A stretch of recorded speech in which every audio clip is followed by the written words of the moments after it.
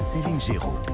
Allez, Europe Midi, bien sûr, vous vous installez tranquillement. On est ensemble jusqu'à 13h et on va revenir évidemment sur l'actualité. L'actualité aujourd'hui, c'est Sainte-Soline, bien sûr, dans les Deux-Sèvres. Le chantier de la méga-bassine de la Discorde n'a pas repris ce matin. Après un week-end de tension entre militants écologistes opposés à la construction de cette retenue d'eau et les forces de l'ordre. Un groupe de manifestants a regagné le site de la mobilisation il y a quelques minutes et ils ont parlé à la presse et Wilfried de Villers, leur motivation reste intacte.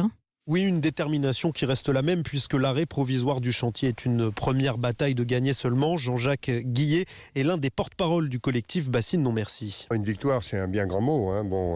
Peut-être que les camions vont arriver cet après-midi. Il y a une réalité, ça s'est arrêté. On attend et on est prêt, on agira partout où ça sera nécessaire, à tout moment. S'il n'y a pas de moratoire, quoi. S'il n'y a pas de moratoire. Donc, l'État a 15 jours, la COP de l'eau a 15 jours pour se réveiller et pour accepter enfin qu'on se mette autour d'une table. Et si le gouvernement ne cède pas, les militants ont d'ores et déjà prévenu que de nouvelles actions de désobéissance civile seraient organisées dans les prochaines semaines.